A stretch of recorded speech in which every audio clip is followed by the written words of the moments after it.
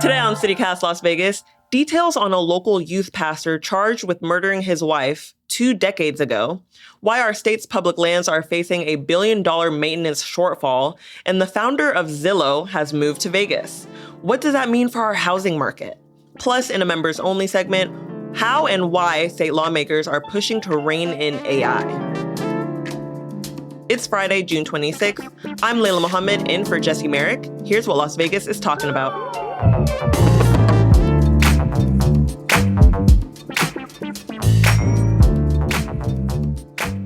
Good morning, Las Vegas. I'm here with Nevada Current Deputy Editor April Corbin-Gurnis and CityCast Las Vegas creative producer Jacob Solis.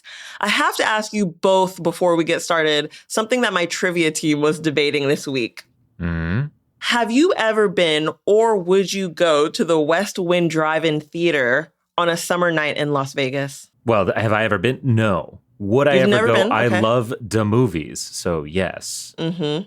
Would you go, April? I have been, Mm-hmm. and I've been in May, which is not the But it's peak still of getting a summer, little hot, but it was yeah. still kind of hot. But yeah, absolutely. When the sun goes down, it's bearable. Like, be a real Las Vegan. It's fine at Right. night at 100, you know? Right. You got to get outdoors. Recently, we did our summer survival guide, and contributor Justin Favela mentioned that you have to find some way to beat the summer seasonal depression and get outdoors a little bit.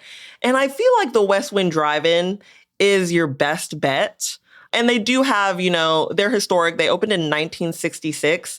And, you have to leave your car on. You have to leave your car accessories on. So they do have complimentary jump start in case your car battery dies. That was something that was a contentious point during our trivia game. It's great. You need some fresh air, guys. People forget that, okay? Exactly. All right. Well, thank you both for indulging me on my quick detour. But let's get into the news this week. Jacob, a cold case at Zion National Park took some interesting twists and turns this week. What's that about? Yeah, this is an insane one for anyone who's been following the news. So earlier this week, I guess I'll just start at the beginning. On Tuesday, charges were filed against a Las Vegas man for allegedly murdering his wife during a hike at Angel's Landing in Zion National Park in 2006, fully 20 years ago almost. Wow.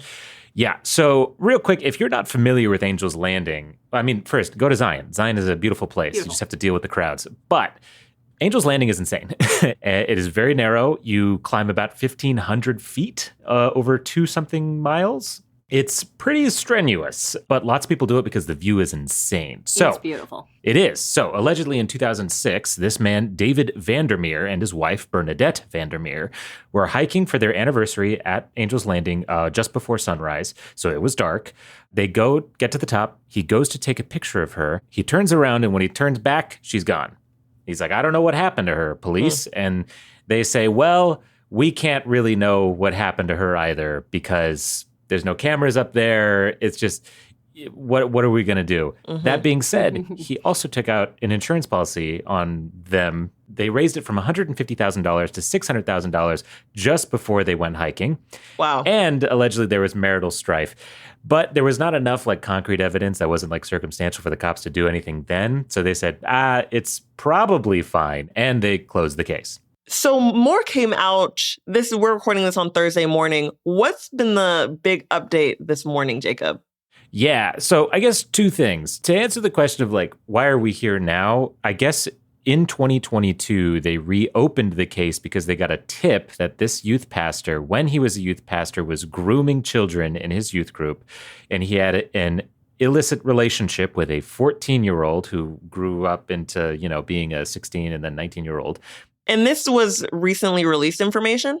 Yes. This is all being released now in the affidavit since this guy got arrested. Because I guess, top line, he was arrested earlier this week. But more on that later. Foreshadowing. So he had this illicit relationship with a teenager in his youth group that was happening as he was going hiking with his wife. And I guess just more on the guy. So here's a couple facts from the story that are fun and awful. So he actually lost his job at the church in 2008 after he was fired for providing alcohol to teenagers and having them gamble at parties at his house. His second marriage, that you mentioned, was initially a private legal agreement for, quoting the story here, the purpose of getting health care. And they did not publicly marry until years later.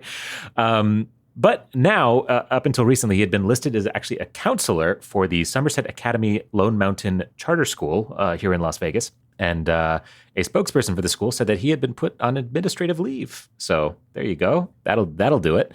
And he was also apparently, according to his Instagram profile, this is from the Review Journal, a yoga teacher. So, you know. Well, where's Dayline when we need it? Like, is that still Netflix? running? This is the stuff of Netflix documentaries. I say honestly. give this 2 years. This will be on Netflix. For sure.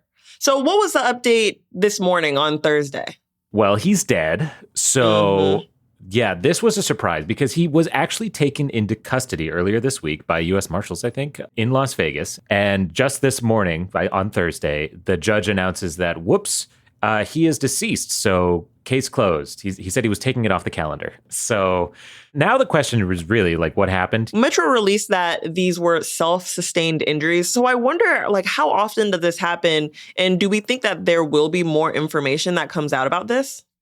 I would imagine that just given how high profile this case is, that there will be people demanding answers. And you've got to feel really, really bad for Bernadette's family, who they spoke to the RJ the day after he was arrested and said that over the years they had grown suspicious of him. I think they weren't, it sounds like they weren't originally when the incident happened, but that they became aware of that and they were worried about that. So you've got to imagine 20 years ago they lost their daughter and then they feel like this man who caused such pain to their family is finally going to get his day in court and they're going to find justice and get closure. And then this happens, you know, this morning and now he's dead. And they're going to want answers as to how it happened and why. So I would imagine that even if the jail, the detention center wants to keep it quiet, which obviously would be bad press for them to be like, we can't control what's happening in our prisons and jails. I think that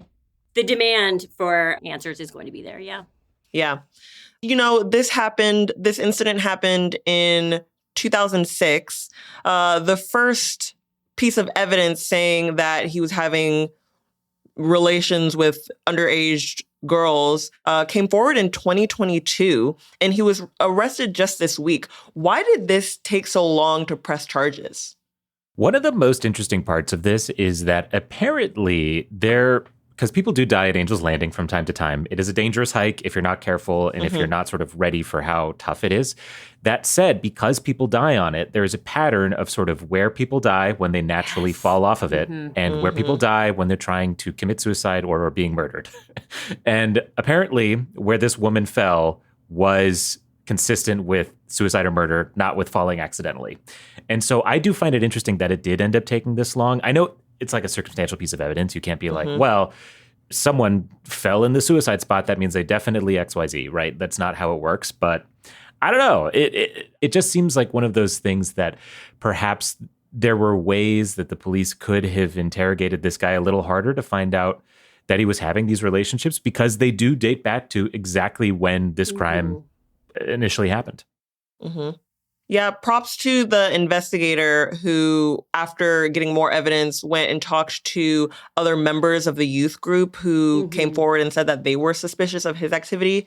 But also, Angel's Landing is one of the most deadliest specific hikes in the United States, like you mentioned, Jacob. About 1 death per year, which is, in my opinion, probably less than people think for Angel's Landing based on its reputation. But taking that into consideration, without knowing the suspicious activity from the husband in 2006, to me, it makes sense that they closed the case and ruled it an accident and reopened it when they got more evidence. It's kind of like the perfect true crime.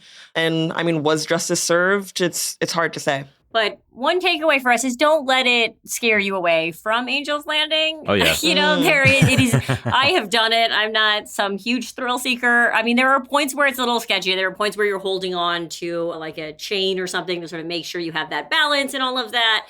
But it is, if you don't have major balance problems and you're a moderate hiker, you can get through it, especially if you're not incredibly scared of heights. It is totally doable. And the view is absolutely gorgeous and worth it. Yes. So don't just trust whoever you're with, I guess.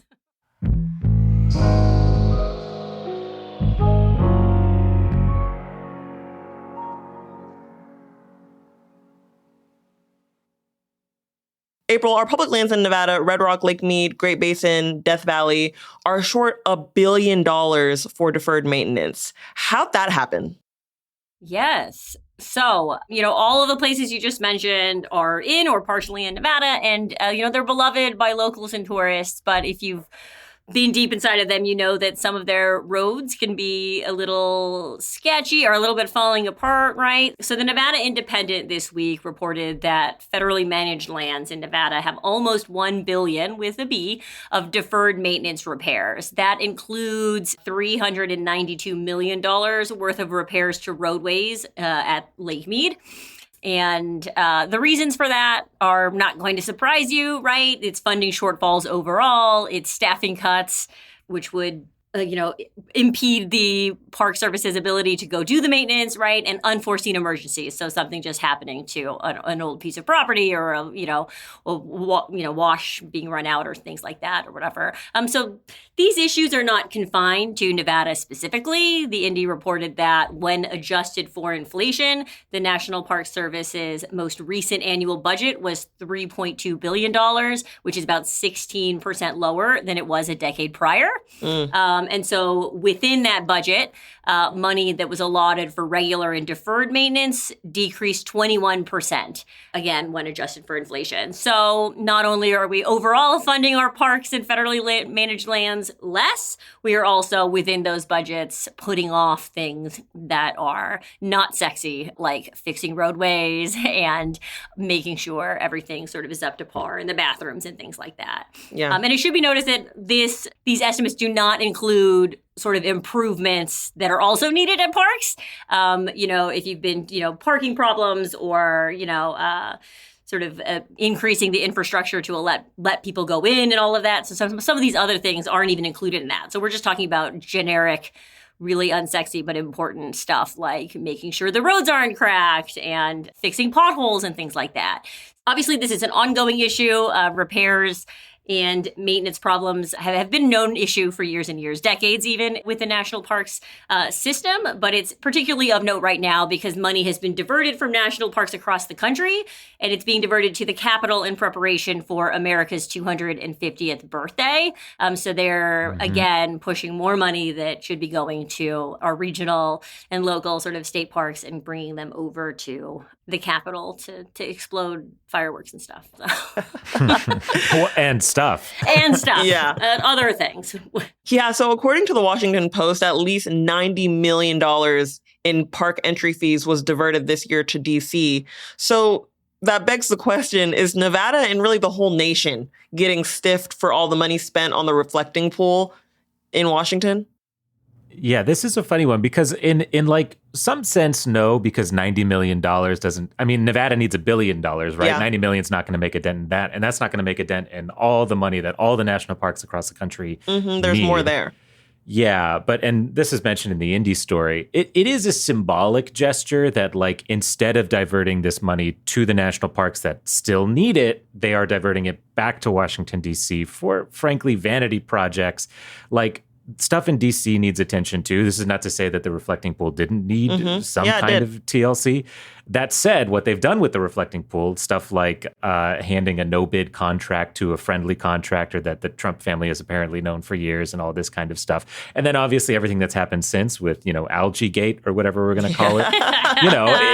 It's a potent symbol. We'll call it that. It's also even broader than the Trump administration and what they are doing on this particular project, which, as Jacob just said, is sort of egregious and there's issues there. It's also just symptomatic of the larger problem that a lot of state governments and federal governments have, which is that we are so attracted to shiny new objects and we would rather cut ribbons than repair roads. And that's like a broader problem where we just don't have sustainable funding for a lot of things that are, as I said, unsexy but very important. You need to maintain, maintenance budgets are very hard outside of just parks. It's everywhere in the federal and local governments.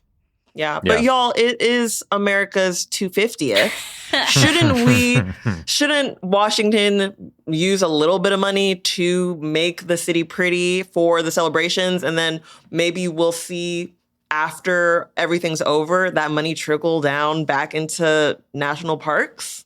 You would think, but this is also like the same administration that spent months cutting every piece of the federal government they could, and then they're not replacing that with new revenue. So it's sort of like, where's the money going to come from? The Trump administration will argue tariffs, but surely that there's not enough tariff money to go around between all these different cuts they're making. So I'm just so skeptical that, say, building a Arc de Triomphe or whatever, dare I say Arc de Trump in DC is like enough to, is that really worth the trade-off of feeling good about the United States for America 250 when certainly, that's not going to be done. Yeah, and you think about how other at the local or even state level handles celebrations. You have sponsors of celebrations, and you have private donors that do celebrations, and you do things that, if the state of Nevada decided to divert all of this money from our public roadways to throw a big party in Carson City with fireworks and stuff, people would be rightly pissed off, and they would say there are other ways to go about doing this. So I think that's what, we can celebrate. I have no problem with celebrating 250 years. That's okay, cool. But do we need to take any money from things like, entry fees for a system that's already struggling financially? That's the problem. Is it like, go get Coca-Cola or, I don't know, My Pillow or whatever to sponsor the fireworks and stuff? I'm sure they'd be happy to do that. Yeah, on top of all of this, in mid-May, the National Park Service temporarily suspended Lake Mead's dive team with no word on when it will resume. Lake Mead National Recreation Area, which is bigger than a lot of people might realize, regularly ranks as one of the deadliest federal recreation sites in the U.S. Anyone worried that this could create extra safety issues? Well, yes. I mean, in serious terms, so with the dive team in particular, if they need to go in there, someone needs to get rescued at Lake Mead, theoretically Metro, or there's other dive teams that exist in the Vegas area that can handle that. But it's emblematic of this bigger thing, right? That they're defunding the National Park Service in very specific ways. And so now the National Park Service has to make decisions. And one of those decisions is, well, I guess there's no dive team at Lake Mead until further notice. And, they say it could be a training thing, or these are all, there's lots of reasons why they do this kind of stuff. But I think the broader question, to April's point, to the point you're making, Layla, that stuff like roads impact safety. And it also affects the overall experience that you're having going to the state park, and dissuades people if they know, I know the road going to Lake Mead or Nelson's Landing is rough. I'm not going to go. I'm not going to patronize the area. That also, affects the attendance of our state parks.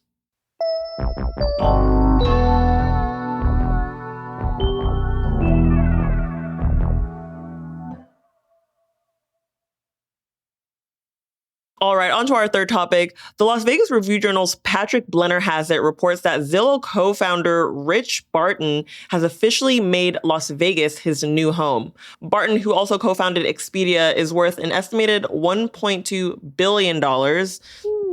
Give some to our National Park Services. He announced his move on X earlier this month, saying his kids are grown and he and his wife are ready for a new chapter. But this isn't just a celebrity real estate story. Barton is part of a larger wave of high net worth individuals leaving states like Washington, California, and New York, driven by wealth taxes, politics, and what many see as government overreach. And Las Vegas is increasingly the destination of choice. Local real estate brokers say that they're already feeling it. One luxury agent told the Review Journal that for every high-end California buyer they're seeing in the 10 million plus range, they're seeing roughly 2 from Seattle in the 5 million plus category, which is where Barton is moving from. Another broker said Las Vegas is having its coming out party, which was interesting phrasing, pointing to the city's sports teams' overall growth and, of course, no state income tax. Florida and Texas have traditionally captured most of this wealth migration, but Nevada is quickly becoming a serious contender. Earlier this year, Google co-founder Sergey Brin was reportedly linked to a $42 million mansion purchase on the Nevada side of Lake Tahoe. So whether you're a billionaire or just watching the housing market, this trend is worth keeping an eye on. If you're the founder of Zillow, you know the housing market pretty well. So what does this say about the current direction of Nevada's housing market, guys? No, I'm sorry. I'm not even going to answer the question you asked because it's something just makes me.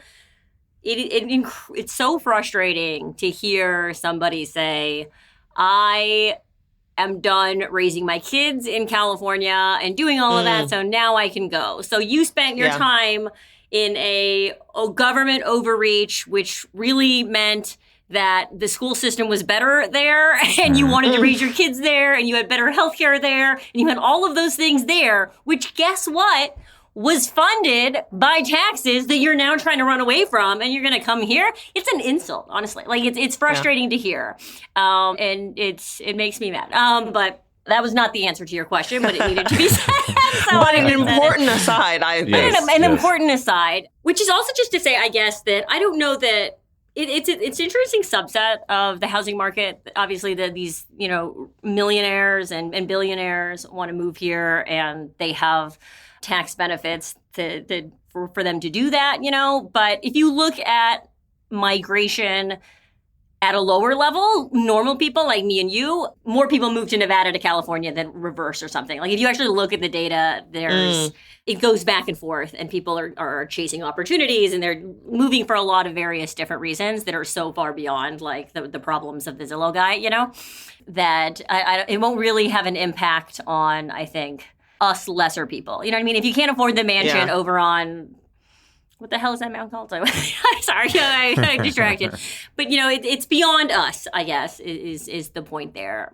Yeah, I think I know what you're talking about, because I live out in Henderson, so I have a great view of those stupid houses on all the mountains, and it's actually terrible. Having lived out here, for most of my life, I've seen those mansions on those mountains come up over time, and they're such an eyesore. It looks like a rice terrace farm, but it's not rice; it's rich people. And I think they're also building. It looks like in Henderson they're building a luxury apartment complex out there now. Yes, too. I've seen that also. Yeah. Outrageous, by the way. And it's like, I think it speaks to also the level of seclusion that rich people want. Like, why live even near the city when you could live on a mountain next to the city instead? And look over us, poor people, Yeah, it just seems strange to me that that's where those luxury housing developments are. And I guess to our conversation that we had earlier this week about fire insurance, those are exactly the kind of homes that are going to get denied.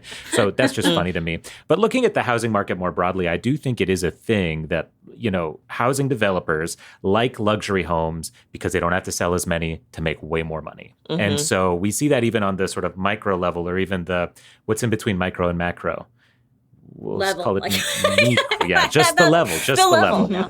Yeah, like those, expensive homes, $1 million homes, right, that you can build out in the Northwest or the Southwest or the West in Summerlin, and where, people pay $1 million or $800,000 or whatever it is, but that home, you only need to sell one of them to selling two $400,000 homes, right?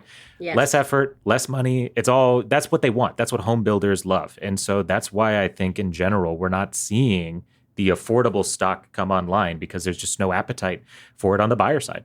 Yeah. Well, I mean, we are seeing that new home sales are tapering off. Builder net sales in May were down 28% from a year ago, and new home permits dropped 48% year over year. So is Vegas becoming too reliant on these luxury home sales?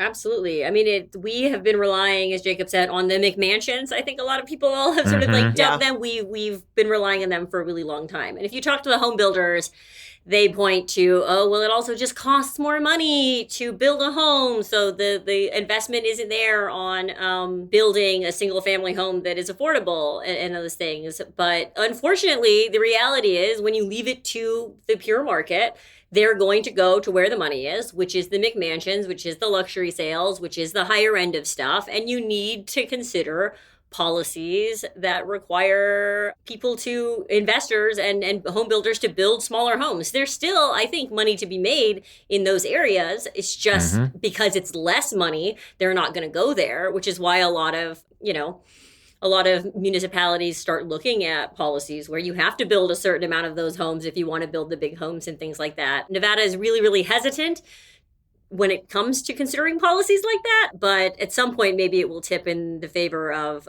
looking at that, because, how many more Zillow guys are going to move here before we realize that we need to help the little guys and the regular people. Yeah.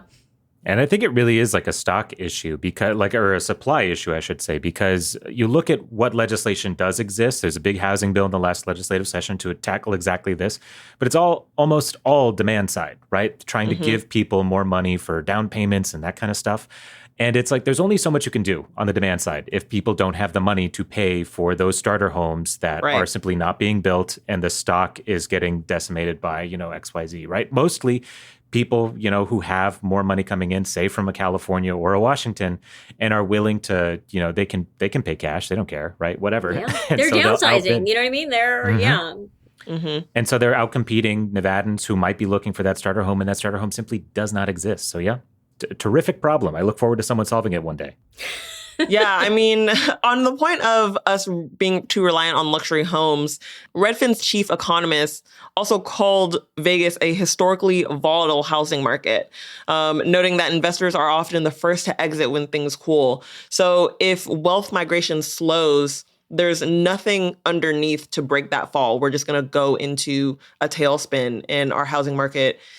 I'm worried about, starter homes, middle class, and where they are in this representation to help our housing market if these luxury buyers just disappear.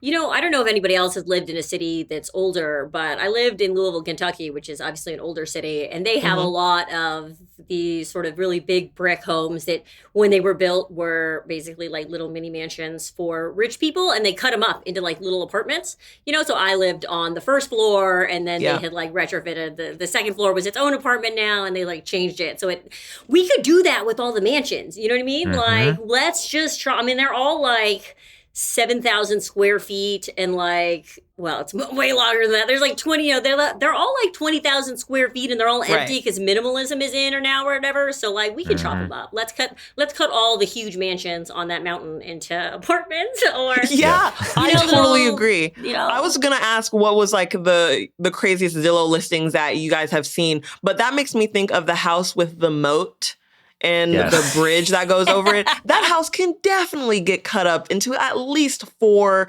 nice, like, starter family apartments. And imagine being the family in the tower, right? You get to be with a parapet or whatever. Right. I remember reading a real estate story, because I am a sucker for the rich luxury real estate stories that the RJ does. Shout out to them. But reading about, it's actually a VGK player who bought it, and I think he sold it to another one, but had he a 16-car garage. I was like, wow. We could just turn the garage into a home for somebody else. Exactly. 16 cars. Who needs 16 cars in this economy? 16 cars? Ugh, ridiculous. Well, y'all, that's it for the regular edition of today's episode. But CityCast Las Vegas neighbors get to stick around for a bonus segment that addresses how Nevada is trying to stop the spread of AI in some important aspects of everyday life. If you're not a member, sign up on our website for this and other great perks at membership.citycast.fm/Las Vegas. All right, April and Jacob, this was a kind of frustrating conversation today. I feel like we hit on a lot, but thank you guys for joining us for another news roundup. Of course. Thanks for having me. Thanks so much.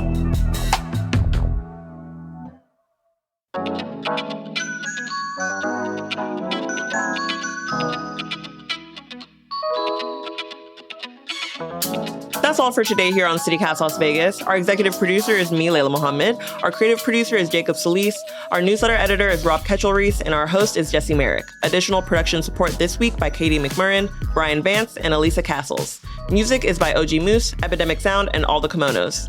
We record the show on the traditional homelands of the Nuwuvi, the Southern Paiute people. If you enjoyed the show, why not tell a friend, rate the show, leave us a review, and subscribe to our morning newsletter.